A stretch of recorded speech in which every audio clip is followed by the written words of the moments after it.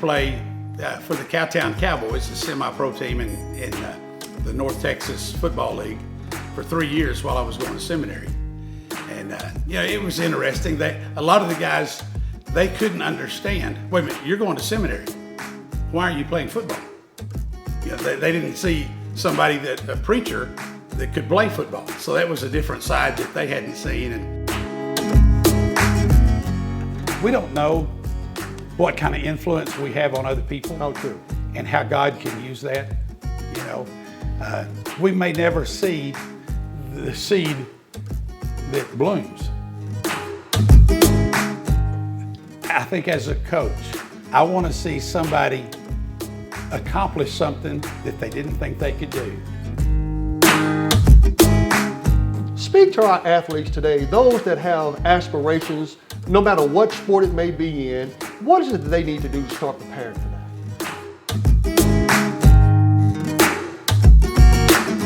Hi, this is Robert Wilkins, aka Basketball Tall.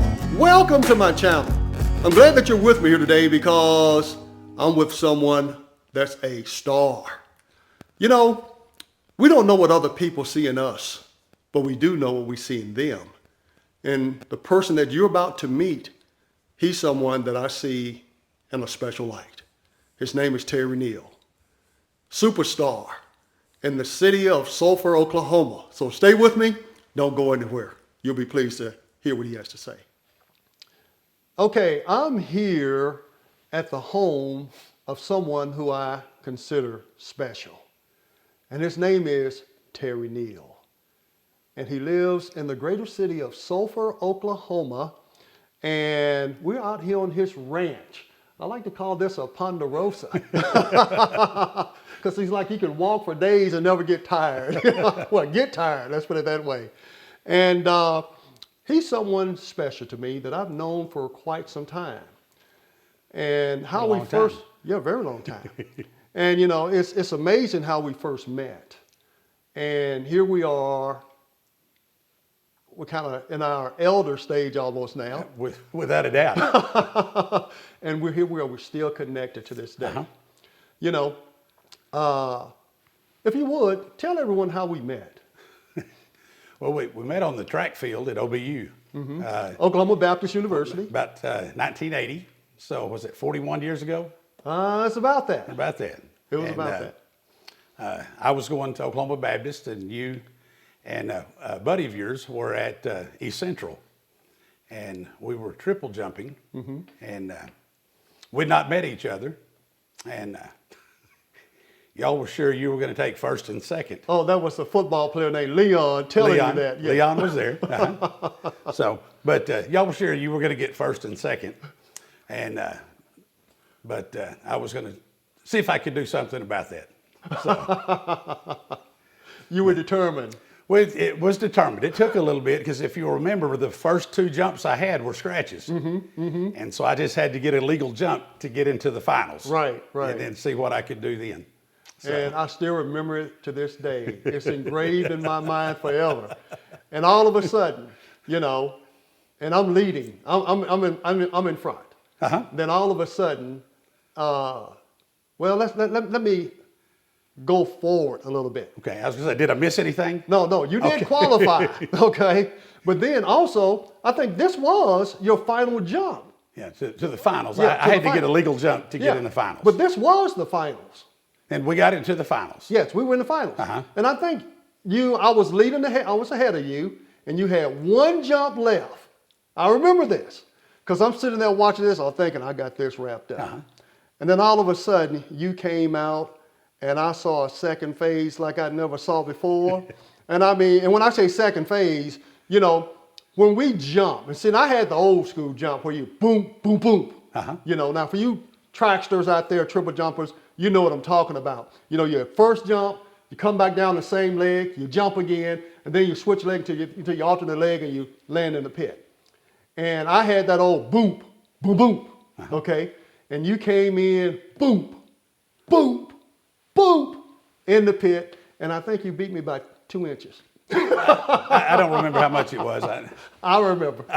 The loser always remembers. Okay. Okay. So I'm letting it be known out there, everybody, I got to give it up to him. You know, he was outstanding track man. He was. Thank you. And you look like Mark Spitz back in the day. And for those people who don't know who Mark Spitz is. That's back in the day. Yeah, he was the Olympic swimmer. But the thing is, you know, we've been connected ever since. But we lost track of each other. Mm-hmm. And you like to tell everyone how we reunited.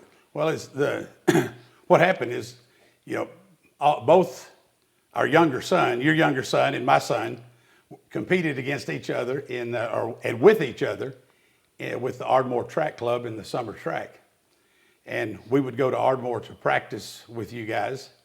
And when Trey, your oldest boy, got there a little early before you did, and was working on his triple jump, and I asked him, I said, do you have one of those sissy middle phases? And he said, no, I've got a good phase. And I said, well, who taught you? And he said, my dad. And then when you got there, I began to put some pieces together and ask you where you were from. And I knew you were from Louisiana. And then I asked you where you went to school, and you said East Central. And I thought, this has to be the same guy that I jumped against several years ago. And so I said, well, I went to OBU. And then the spark went off, and we realized that we had jumped against each other. And then that was probably almost 20 years ago. Yeah. When the boys were young, and 15 anyway. Right. So realized that that both our lives had come full circle, and we're back to acquaintances again. Yes. And had some good times with the boys back then, and the girls. My daughters competed also.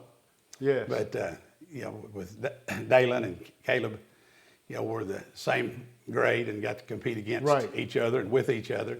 So that was a neat time for us to watch the boys get to do that. And I want to tell everybody, our kids, of course, he was coaching, and not just that, he is a stellar coach, by the way. He's the head track and field coach at Sulphur High School. For the girls. Yes. And of course, you also, you conduct all the events. I know you do that a lot. And because I remember you called me one time if I wanted to help out, and I just can't tolerate that sun anymore, even though I'm dark skin, pigmentation, but I just can't tolerate that sun like I used to in the older days. Mm-hmm. But I remember when our kids qualified for Junior Olympics, USA Track and Field, and we were up in Oregon, at the University of Oregon. And I remember, you and your wife and kids said, hey, look, we're going to go down to Crater Lake, and go take a look at Crater Lake. I said, okay, how far is it? Oh, it's just right down the road. Uh-huh. You know how long it took us to get there? It was like 200 miles. It was a while. Yeah. But further than it looked on the map. But I tell you, it was an experience to be up there and, that drop off you're talking about, plunge into that. What did they call that? I know it's Crater Lake because it's like an imploded volcano. Right. And all the water was from snowfall or rainfall. Nothing ran into it. Mm-hmm. And so it was crystal clear. It was very, very clear. It was. But let me tell you a little bit more about this man. Besides being an educator, a teacher, he also, matter of fact, you got inducted into the High School Track and Field Hall of Fame recently, didn't you? Coaches Hall of Fame, yes. Coaches Hall of Fame. Tell us about that. I didn't know it existed. Didn't know what it was when I started coaching, 30-something years ago, and was surprised, when I learned that I was selected for that, and to stand up there receiving that award and seeing those out and looking at the list of names that are on that, to think that somebody considered me with those guys, that's very humbling. Yes. To look at those, and many of them have passed from this earth. They've died that are on that list, and many of the others that are still there, and many guys that I knew when I was younger, and that there were outstanding coaches, and I didn't know there was such thing as a Hall of Fame. Mm-hmm. And I've been active with the Oklahoma Track Coaches Association for several years, and got to know a lot of those people, and which is, like I said, it's very humbling be considered, to be a part of that group. Yes. So. And you are a humbled guy. And not just that, you're a pastor of a church. Yes, sir. Tell us about that. Hickory Baptist Church, which is a small church northeast of Sulphur, between Scullin and Rolfe, if that helps anybody out. But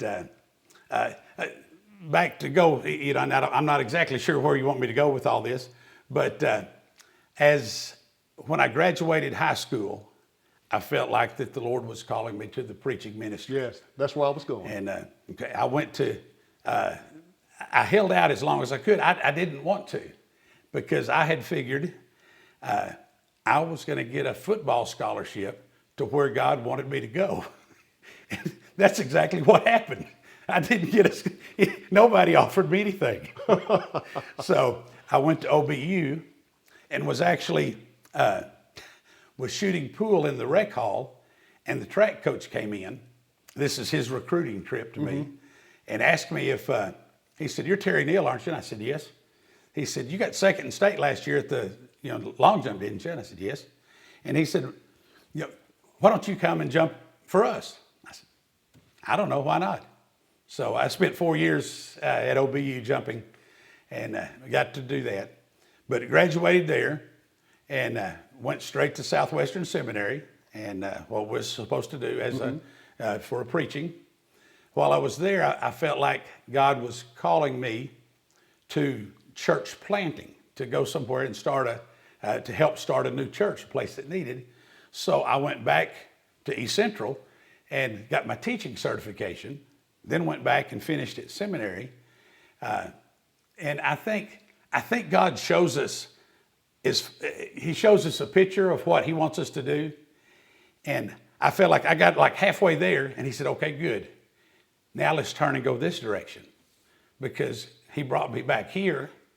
Like I said, the Ponderosa that you mentioned earlier, a lot of this land belonged to my grandpa. And what he divided between my dad and my dad's sister, we bought from my dad's sister. And so this land has been, actually the foundation of my dad's house is down in the pasture, the house that he was born in 1924. Wow. So that's on our place down south. But anyway, we came back here and hadn't thought about doing a bivocational pastorate at a small country church. And that's where he led us, and as we came back to Sulphur, and within the first year that I was here, we were called to the Hickory Baptist Church, and have been out there for 31 or 2 years, 30-something years, I'm not sure. And I've been to your church. Yes, sir. And I made the big announcement that you beat me in track and field. So I had to give you some credit there,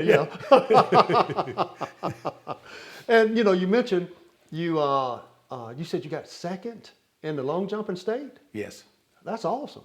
That's awesome. Not just that, your son Caleb Neal, he also won state in the long jump. Yes. Wow. And then went on from there on a track scholarship. He actually went to OBU on a track scholarship, and his younger sister, Carly, Carly actually followed and went to OBU as well, and they both competed, both made All-American. Isn't that awesome? There at OBU. I tell you what, Caleb had a serious hang when he got in the air. That fella, he had a hang like nobody. I was really impressed with him. And but I'm happy that we had a chance to reunite, and we're going to seem like we're going to stick together now until we die. Yes, which hopefully it'll be another while. Yeah, I agree. So who knows? But tell me this, Terry. As to talk a little bit about, as we see what's happening in the world today, what are your thoughts about that? Well, it's interesting. We've just started a study on the armor of God at church. And it's that Priscilla Shire authored the study, and we're looking at that. And in the first couple of chapters, in the first couple of days that we've been working on that, she talks about the invisible, that the devil is invisible, but he's active, you know, and he's coming at us from ways, he would make a good coach, you know, because he strategizes and he looks for your weaknesses and my weaknesses, and he tries to take advantage of those, which is what, you know, a coach would do, and looks at, you know, how to overcome my weaknesses and your strengths, you know, when we're competing against each other, you know, and I think the devil does that to us. And, you know, a lot of people aren't aware that, of the influence that he has, you know, because he doesn't come with a sign that says, this is a temptation. Yes. I am the devil and I'm going to trick you. You know, he gives us little bits and gets, you know, if he can get his toe in the door, you know, by just a little bit, you're getting somebody just to step a little bit off, you know, and then he starts. But you mentioned the situation that our world is in today. One of the things that we looked at in last week's study is, you know, he attacks the family, you know, and the family as we grew up is different today. You know, coaching, you know, it's, when I talk to the kids, I can't say your mom and dad. Why you not? know, because they may be with mom and stepdad. Oh, yes. And, you know, and so a lot of times I say your guardian, you know, and some are with their grandparents, you know, which is, and, you know, it's a crazy thing. Some may have two moms at home, you know, and so the family, and I believe was what God instituted the family to be: a man, a woman, and husband and wife. Yes. And you know, not just cohabitating, but to be married, you know, and you become one, you know. And the devil wants to take that away from us, and has done a great job at it, you know, and because our families are not what they used to be. You know, not that we were perfect back then, but it just makes it difficult today, you know, and it's, I know it's scary for our children to think what they've got to do, and, you know, their children, how they're going to come up in this world. We just, you know, pray that they follow the Lord's leadership. And so, but yes, we have things going around us today that make it difficult for all of us, you know, whether we are trying to follow God or not. But he throws things up that just causes problems. Yes. And he's good at that. Definitely. And if we're not prepared for it, you know, then he can take advantage of us. And if we're prepared for it, he can't touch us. You're right. Put on the full armor of God. Yes, sir. You know, and it's unfortunate the times, like you talked about, all the changes and the changes in laws and everything else. And, you know, basically it's someone could say, well, no, it's the building up of the family, but I see it as a deterioration of the family. Yes, the devil's trying to tear that down. Yes, yes. But we just have to stay prayed up and make certain that we teach our kids and grandkids and everyone we can what the truth is. And that's the Word of God. Yes, sir. Yes. Well, I'll tell you what, one thing I failed to ask you, where did you go to high school? Where? Yes. Sulphur. Oh, okay. So you're total Sulphur born and bred, raised guy. And you are a star in this community. Because one thing about it, when you're a coach, everybody knows you. But not just that, you started as an outstanding athlete. You know, and speak to our athletes today, those that have aspirations, no matter what sport it may be in. What is it that they need to do to start preparing for that? Well, as a coach, you know, and over the 30-something years that I've coached, I've had many different athletes, different levels. And what I try to get them to do is improve themselves. You know, I know, you know, I've coached state champions in different events, but it is fun to watch them win. But to see the little girl that clears the first crossbar in the pole vault and see the expression on her face that she did something, you know. I a cross-country runner that I had just a couple of years ago, when she started as a freshman, couldn't run a half mile without stopping. It wasn't quite that far. There's a place in the park that we were running. And I told him, I said, we're running 5 of these today. If you walk, it doesn't count. And she ran ran all the way, didn't walk. And when she got finished, she had a grin. And I said, you didn't think you could do that, did you? And she said, no. From that point on, she got better. Now, she wasn't a state champion. She wasn't an all-stater. But she got better nearly every race for the next 4 years. Ended up, she was the last individual that qualified to the state cross-country meet. She got, and through the Coaches Association, we have a senior all-star class. And for the top 10 seniors that finish, she was number 10. So she, achieved the all-star class. Right. And she didn't think she could run that half mile without walking. And to see how much she improved every time, you know. Think about so many people when they start out on something and they quit. Yes. Simply because they had a little failure. And like this young lady, how she stuck it out because she saw achievement. She saw that she achieved something and how she felt. That she didn't think she could do. Yes, and she did. And she stuck with it, and throughout time, she progressed and got better. I tell my kids when I coached football, and right now I just coach cross country and track, and I've coached basketball and football at Sulphur, and before that, when I was in seminary, I coached some volleyball and soccer, and which I had to go get a book to find out how many people were on the soccer field, how many played. I didn't know. I went to the library. But learn the rules. Yes, I didn't know the rules. I just knew how many did you put out there, to start with.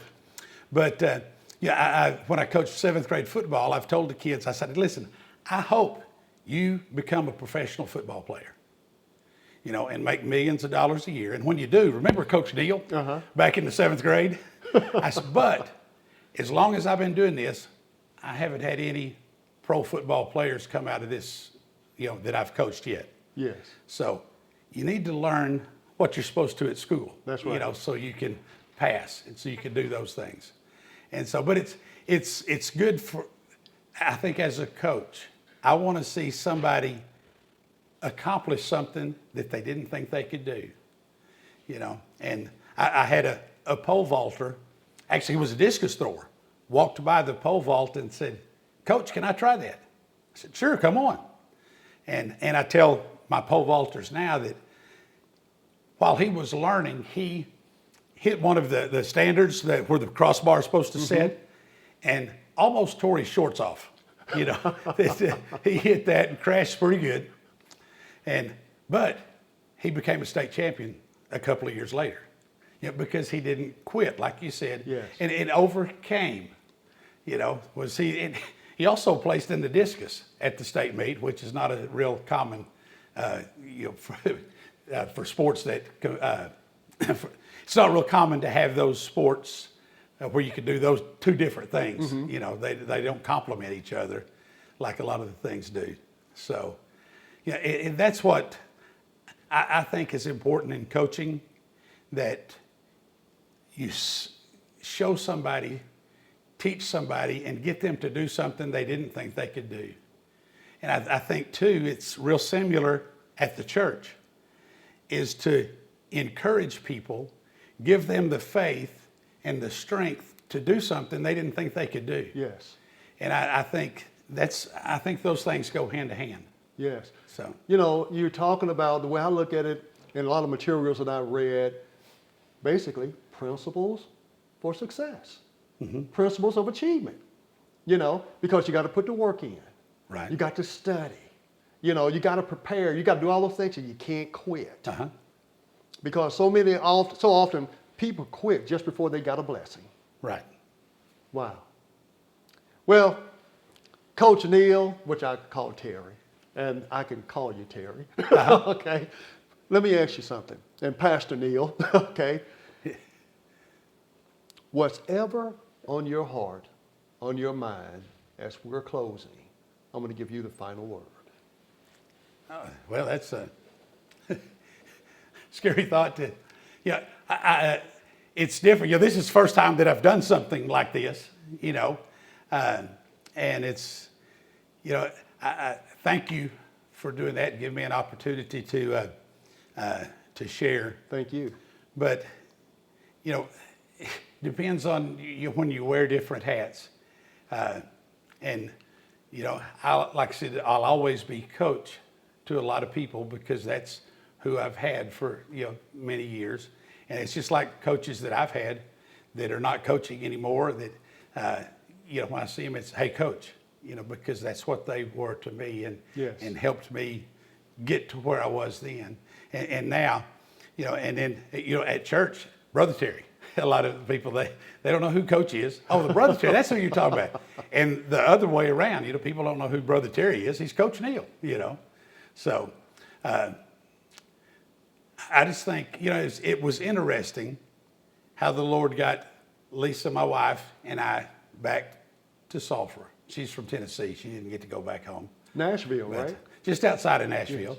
Yes. And so we've been married almost 35 years. And I brought her, made an Okie out of her. So we've been here most of that 35 years. And but the Lord brought us here and used us in a way that I'd never thought He had planned or could. I never thought that I would pastor this Hickory Baptist Church for over 30 years. Wow. And, there's been a lot of turnover there. The different people that were started there, the pillars of that church. And it's neat to hear the members there talk about those that they had when they were teachers or young students, their teachers that laid the foundation for them. And, now they've been teachers and they've laid the foundation for others, and it's what I tell the folks there, y'all are going to talk about some of this other tier and the different tiers. And the next generation is going to look back at you and talk about how you influenced them. Yes. And I think it's neat that God does that the way, we don't know what kind of influence we have on other people. How true. And how God can use that. We may never see the seed that blooms. We may plant a seed and we don't see how it blooms until later, until we look back and can see that. And maybe when we get in heaven and look back and we see what God has done with what we've left behind. That delayed gratification. Yes, sir. Well, I tell you what, I have a saying that I often say, we don't know what other people see in us, or we don't know what others see in us, but we do know what we see in them. Yes, sir. And you don't know how I see you. But of course, you notice I'm always, when I'm around you, I want to be around you. So that must be a favorable thing. Well, I'm sure that goes both ways, and our friendship, we started to do this last week. Oh, I know the camera. Had some equipment malfunction.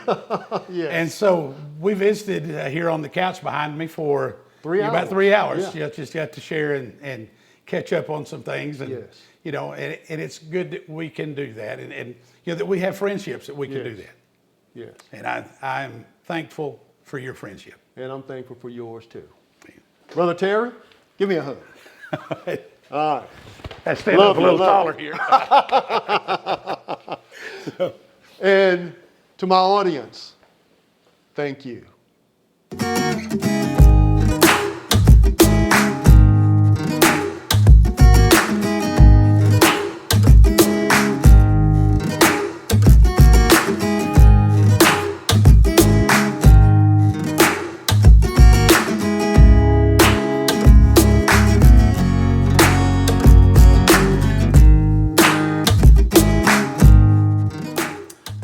I got to play for the Cowtown Cowboys, the semi-pro team in the North Texas Football League for 3 years while I was going to seminary. And, it was interesting that a lot of the guys, they couldn't understand, wait a minute, you're going to seminary. Why are you playing football? you know, they didn't see somebody a preacher that could play football. So that was a different side that they hadn't seen. And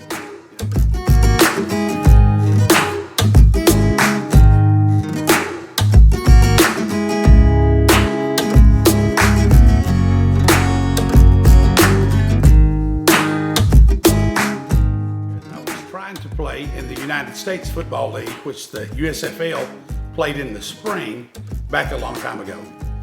And they folded, and so I knew I wasn't going to play, and so we went ahead and got married the next summer.